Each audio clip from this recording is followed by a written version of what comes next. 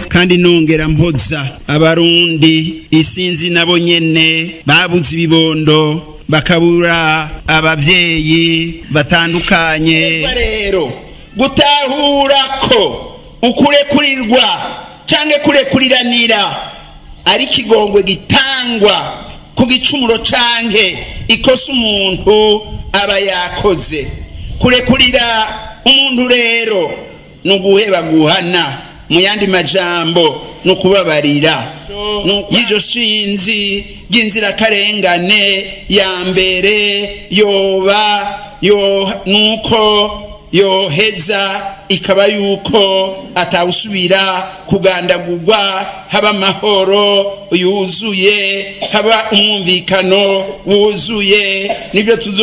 Nivyo tuzoheza tugasaba igihe cyose kuri iki kigo c'abapfiriye umuvukano. Amahoro arubakwa kandi nta numwe yo kwigira sindabibazwa, birashoboka ko tuyubaka.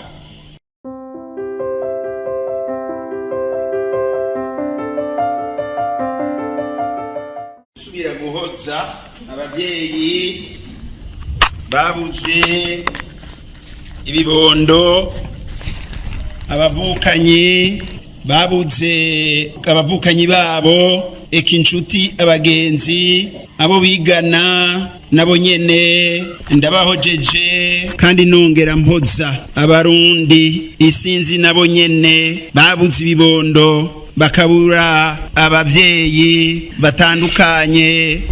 Uri mu myaka ya 60 na rimwe kuva kuri genda n'umwe rwa gasore, myaka 69, 71, 72 biraheza biraba mbere ubugesera, nuko 65 nsubira inyuma ibusangana, hanyuma 8 n'umunani, hanyuma 93, hama no kuva mu 2005 gushika uyu munsi hariho abavyeyi bagihekugwa, hariho ababura ababo. Abo bose ndabahojeje dusabira Uburundi n'abarundi bose ngo duheze tugire amahoro arama, aho abantu baheza bakabana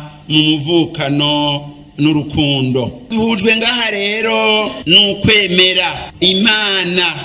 Iyo Mana yari yaduhaye ibi bibondo, none vyagiye bitagwaye na buhoro buhoro, mugabo kubera ububi bw'abantu kw'isi canke n'uburyarya. Rero mu kwibuka uyu munsi ugira 29 aba bana bagandaguwe, nuko kandi akaba ari umunsi w'Imana wa Pasika. Turacari mu kanyamuneza ka Pasika. Nagira ngaruke rero kwijambo ry'ukwemera. Igihe meruka ngaha ndiko ndugurura igisabisho c'imisi 40, umunsi wose uhuye n'umwana umwe duheza tumusabira. Naragarutse kukwemera, n'ubu ndakugarukako, ndaheza ndagaruka kugusubiza hamwe no kurekuriranira,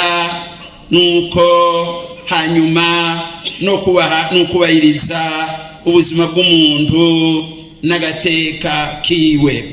Ngira ngaruke rero kuri uko kwemera, hanyuma nongere ngaruke by'ukuri kugusubiza imbere, kugusubiza hamwe n'Imana no guhanahana ikigongwe ubwa kabiri, no guhanahana ikigongwe igihe cyose.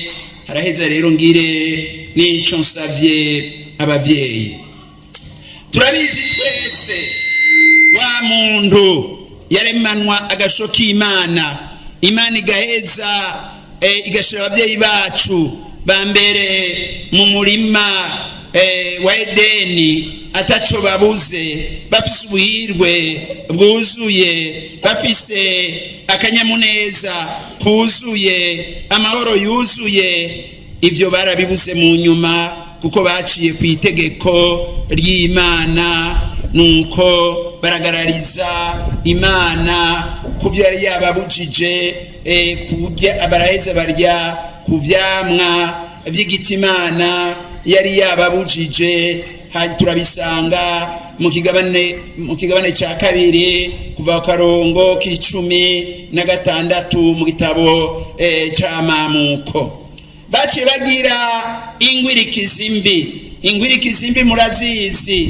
Ubwa mbere barasubiranyemwo, habwa kabiri barabona ko batikwije, ubwa gatatu barirukanwa muri murima wa Edeni, ubwa kane igicumuro kirarandagata mbere n'abana babo Gayini na Abeli baraheza baricana. Nuko tubisanga mu Mamuko igabane ca kane uva karongo ka kane. Igicumuro rero kiraheza kirarandagata, na twebwe turi koko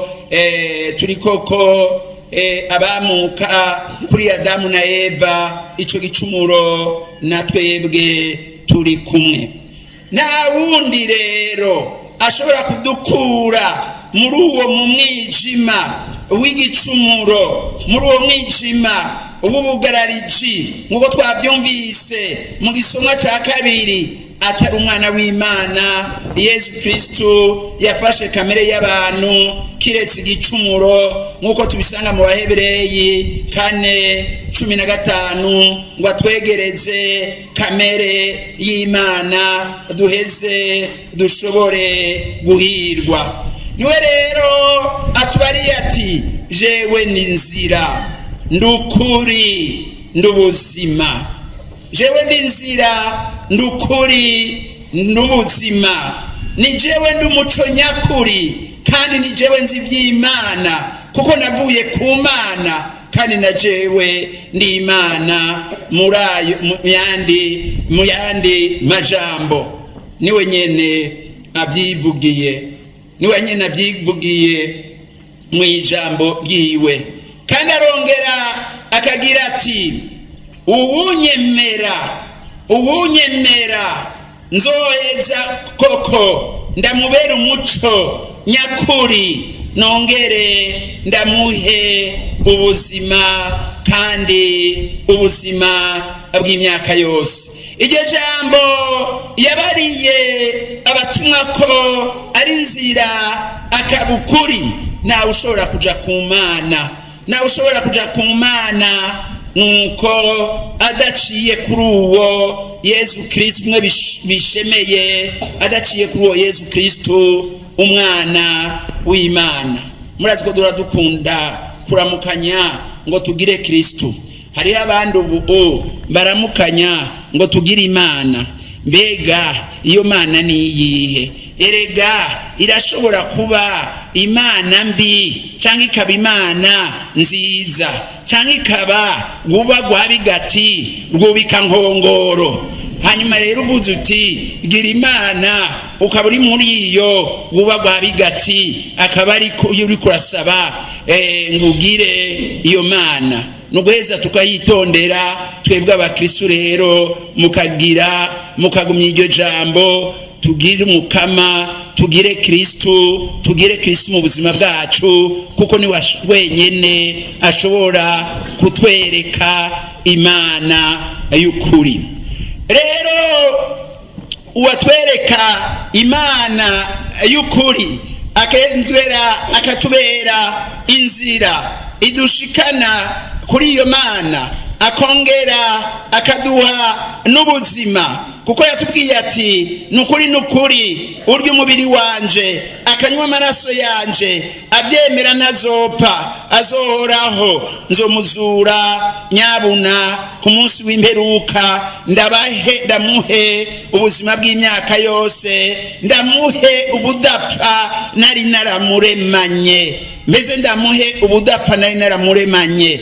Muri Yesu Kristo turaheza tukaronka ubudapfa iyo tumwemera, kandi niryo teka twatewe n'aba bana yuko bamwemeye bagaheza kandi bakemera gusesa amaraso yabo, nuko kugira ngo kubera uko kwemera bagume mu muvukano hagati yabo igihe cyose. Uwo rero ari inzira, akongera akaba ukuri, akaba n'ubuzima, araduhamagarira twese, kandi niyo ntumbero y'iki kigo. Araduhamagarira gusubiza hamwe n'Imana by'ukuri, niyo biheza bigakunda ko dusubiza hamwe n'abantu. Araduhamagarira gusubiza hamwe n'Imana by'ukuri, akongera tugashobora gusubira hamwe n'abantu. Nariko ndavuga niyo ntumbero y'iki kigo. Iki kigo gifise iyo ntumbero yuko uzoza akigana afise ibimuremereye aheza akahava aremurutswe, agaheza akaba intumwa y'amahoro, agaheza akaba intumwa y'umuvukano, agaheza akaba intumwa y'ugusubiza hamwe n'ukurekuriranira, kukubera uwo twemera Yesu Kristo umwana w'Imana, kubera uwo twemera Yesu Kristo umwana w'Imana. Ibyo rero simbeshere, ngaha hari abantu benshi bamaze kuhakirira, hari abakiriyeho amacakubiri y'amoko nk'uko abana bamye barabiririmba, hari abahakiriyeho amacakubiri y'amoko, hari abahakiriyeho izindi ngeso mbi, hari abahakiriyeho, hariho abandi bahakuye ibyiza byinshi nk'ibibondo, nuko hamwe n'amagara meza, kandi byari byarananiranye ngani yabuze n'aboheza bagashinga intahe. Uwo rero ari inzira, akaba n'ubuzima, adusaba gusubiza hamwe n'Imana by'ukuri. Hariho gusubiza hamwe ntabanduka, isoko ryo gusubiza hamwe nyakuri twita itanguriro, no gusubiza hamwe kw'Imana n'umuntu. Ni ngombwa kuko harabaye ugutandukana kubera ca gicumuro mpejeje kuvuga, n'ibindi byacamutse ko ari nayo nkomoko y'uburyo bwinshi bwo gutatana ku mutima w'umuntu n'iruhande yiwe. Naho uko gutatana hagati y'abantu guteye ubwoba, umuntu akwihweje neza arashobora gutora umuzi wako gushingiye ku gikomere kiri mu mutima w'umuntu. Kubw'umuco w'ukwemera nk'uko twabyumvise, tukwita igicumuro duhereye kuri icyo gicumuro c'inyanduruko umwe wese afise kuva kivuka, nk'iragi yasigiwe n'ababyeyi ba mbere Adamu na Eva, gushika w'icumuro umwe akora akoresheje nabi ubwigenge bwiwe Imana yamuhaye. Dutegerezwa rero gutahura ko ukurekurirwa canke kurekuriranira ari kigongwe gitangwa ku gicumuro canke ikosa umuntu aba yakoze. Kurekurira umuntu rero nuguheba guhana, mu yandi majambo nukubabarira, nukwamana ntaryo, uteze ibiganza, nukutugara umutima, gutahura nukwiyanganira abagusotora n'abakugirira nabi. Muri Bibiliya umunyagicumuro ni wa munyadeni Imana irekurira ideni giwe, nkuko tubisanga mu biharuro 14:19. Nukurekura bikwiye ku buryo Imana itabikibona igicumuro, kuko iba gitereye inyuma yayo iba yagisambuye nkuko tubisanga mu ihunga 32 Yesu mu gukoresha iri jambo nyene arerekana ko ikigongwe kitagira igiciro na buhoro buhoro. Ikigongwe nigira igiciro na buhoro buhoro nkuko tubisanga muri Matayo 18:2-5. Ari naco gituma ndaheza ndahagaruke bavyeyi, namwe mutegerezwa kugira ikigongwe kitagira igiciro na buhoro buhoro. N'imbere y'igicumuro aho Imana y'ishari ihunga 25 yiyerekana ko ari Imana y'ikigongwe, Imana y'imbabazi itaba gushavura ihunga 34 kuva kuri 6 kubw'abantu n'imbere y'amategeko. Ikigongwe ntigisigurika, ariko umutima w'Imana si wo w'umuntu. Umwerana ntakunda gusambura nkuko tubisanga muri Yozuwe 11:8. Nkuko adashaka urupfu urw'umunyabicumuro, ashaka ariho kwahinduka agaheba akabikiwe. Twavyumvise mu gisoma ca mbere kugira ngo nawe ashire mu ngiro ico kigongwe, ashire mu ngiro ico kigongwe, arekurire abandi. Imana irarekurira umunyakabi yigaye, aho kurondera kumutakaza, aho kumugaya iramurema musha. Turabisanga muri Zaburi 51:10. Ikigongwe kirarema umuntu mushasha. Mwebwe bavyeyi, ikigongwe kirashobora kubarema kushasha. Eka babuze bose mu Burundi bariko baranyumviriza, ikigongwe n'ukurekuriranira birashobora kubarema bagasubira kuba bashasha muri izo ngorane zabashikiye. Kikongera kandi kikubaka imigenderanire yasambutse. Dufashe iyo ntumbero turashobora guhimbaza neza rero Ukaristiya ariyo yose, nuko kuri tuba tuko turisunga y'Amana. Kandi byongeye mu bwuzure bwa mbere, ibwirizwa ntirigabanya ukwihorahorana rikoresheje itegeko ry'ukugera ingere ku yindi. Ihunga 2:1-5. Ariko rirabuza urwango n'inzigo, rirabuza urwango n'inzigo wogirira mwene wanyu. Luka 19:17. Umushinga nahe bene Sirake yaratoye akagozi gafatanye ikigongwe umuntu ha mugenzi we cyangwa ikigongwe asaba Imana. Rekurira mugenzawe ibicumuro byiwe, nawe Imana izokurekurira ibicumuro byawe, nkuko tubisanga muri ico gitabo ikigabane ca 27 akarongo ka 30. Kristo yigisha ko Imana idashobora kurekurira utarekurira abandi, kandi ko kugira gusaba ikigongwe c'Imana utegerezwa nawe kurekurira mu bwenzawe. Ivyo biri imbere no muri ca gisabisho duhora dushikiriza igihe cose ca Dawe wa twese, nguko tubisaba muri Matayo 6:12. Yisunze akarero k'umukama, umukristo ategerezwa na ntaryo kurekurira abandi bivuye ku mutima w'urukundo kugira atsindishe iciza ikibi, nkuko tubisanga mu Baromani 12:2-1. Ikigongwe rero ni ijambo cyane nduramana kuruta kuba irya politike, kandi ikigongwe gitegerezwa gushika kubusubiza hamwe gushitse. Naha Yezu avuga ati niwaza rero guhereza ishikanwa ryawe kwa rutari, ariko ukibuka ko mugenzawe agufitiye akajirya, siga iryo shikanwa ngaho uhanze ugende usubize hamwe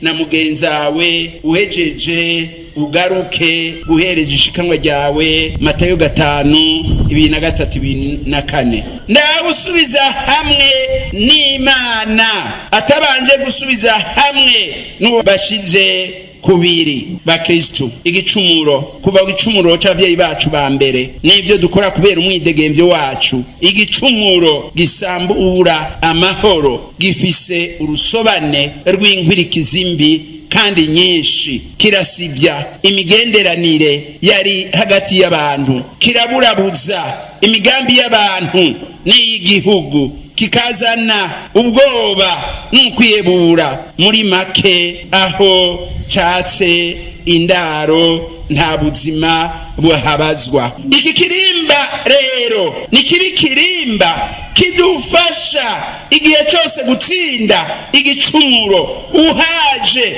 atsinda igicumuro, atsinde inabi, atsinde amacakubiri, atsinde kwihora, atsinde kurondera kugirira nabi mwene wabo, aheza agendere mu muvukano. Nagomba ngaruke kuri mwebwe bavyeyi, mwebwe muri mwishirahamwe ryafatiye ku rupfu rw'aba bana, mwebwe bavukanye babitavye Imana n'abandi bose banyumviriza kandi babuze muri iki gihugu cacu, nabo ni benshi cane. Nimugaruke kuri iyo ntumbero y'ikigongwe n'ukurekuriranira izoba koko ariyo ntumbero iranga iki kigo twise Oasis de paix et réconciliation, aho uzoza ukahava ufise amahoro mu mutima wawe, mu buzima bwawe, nk'uko bimaze gushika ku batari bake.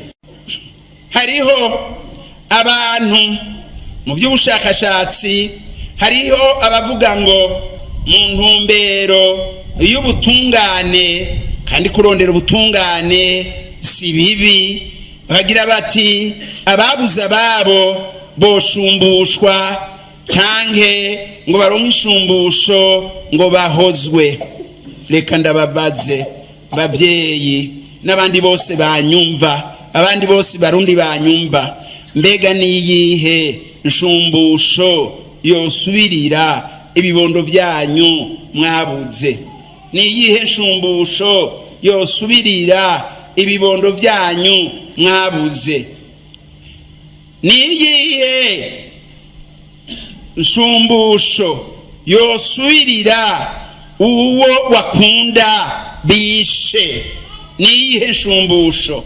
Ahubwo bavyeyi, inshumbusho ya mbere mworonka mwosaba igihe cose nuko ibi bibondo vyanyu vyoshirwa mu ruhara rw'aberanda, vyoshirwa mu ruhara rw'aberanda, mwohezagirwa gusumba ya nshumbusho. Mworya indwi imwe canke mwoheza mukarya ukwezi. Eka n'abandi bose banyumva, bizobazanira koko imigisha n'imihezagiro. Iyindi nshumbusho ikomeye yoba bishoboka kandi twosaba dushimitse, tuyisaba Imana, tukongera tugasaba n'abaturongoye mu nzego zose, yoba ari iyindi nshumbusho ikomere yuko atawo kwamana agafuni ko guhamba uwiwe kubera politike canke urwango uwiwe atarwaye na buhoro buhoro. Hamwe ico coshoboka mu Burundi bwacu, uwabuze wese yoba aronse inshumbusho idasanzwe.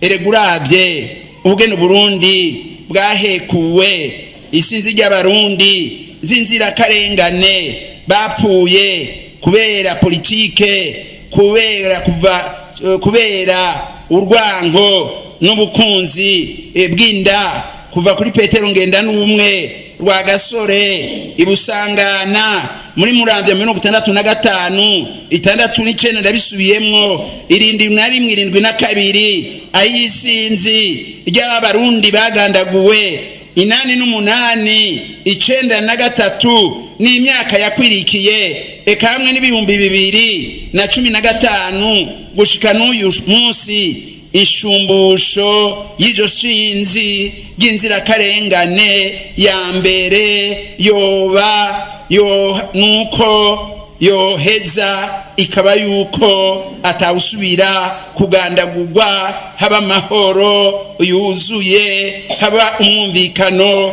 wuzuye. Nibyo tuzoheza tugasaba igihe cyose kuri iki kigo c'abapfiriye umuvukano. Nidutere tuje imbere rero twubaka amahoro, dutere tuje imbere twubake amahoro arama, avyagwa n'ukuri mu bantu, avyagwa n'ubutungane mu bantu, avyagwa n'umuvukano n'urukundo mu bantu, avyagwa n'umwidegemvyo mu bantu, avyagwa n'ukudakumirana mu vya politike n'intwaro mu bantu, avyagwa n'ikigongwe, avyagwa n'ukubahiriza ubuzima bw'umuntu n'agateka kiwe, avyagwa kandi no gusubiza hamwe no kurekuriranira. Ntagire n'umwe yigira sindabibazwa. Kubaka amahoro no kurekuriranira ni nko kubaka isengero rikuru cyangwa umusigiti mukuru w'abayisilamu. Nuko amahoro arubakwa kandi nta numwe yo kwigira sindabibazwa. Birashoboka ko tuyubaka. Ndahimbawe kubona hari ugwaruka rungana gutya waje, ngira mwagwaruka ngaha murashika 4,500. Abakuze niyo bashika 1,000 baba babaye benshi. Nukuri aho biradufasha, nuko biradufasha yuko mwebwe tuzobacako tukubaka ayo mahoro. Ivyatunaniye twebwe batama, ivyatunaniye twebwe dukuze, mweho mugaheza mukabishobora kandi birakunda. Rwaruka rwacu haguruka mugwane munda mwese aho muri, tutubaka amahoro. Mubivugana uko nyene, wana munda aho muri mwese. Abakuze nibagombe bareke. Rwaruka rwacu byarabananiye.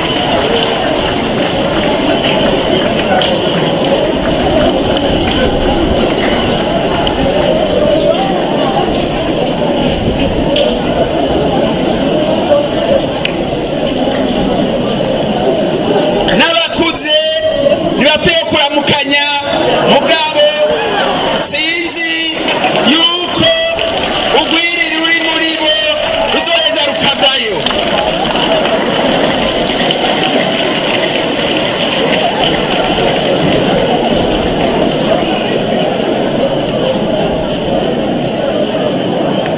Nuko rero nimuheze kugwana munda, genda hajya ku mitumba mutwaye umuco baba bapfiriye Imana, mugendere mu muvukano, mugwanye icyo cyose kibacanishamwo kibaryanisha.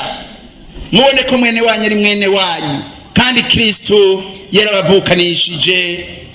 yatuvukanishije koko. Mubere umuco Kristo. Nuko niyaba tutagomba kubana nk'abavukana, tuzaba dupfira hamwe nk'imihimbiri, nk'uko umwanditsi Martin Luther King yabivuze ahanura. None rero tubeho, turondere umuvukano. Yezu wumve amaborogo yacu, udufashe kurondera umuvukano n'amahoro arama. Tugira amahoro ya Kristo.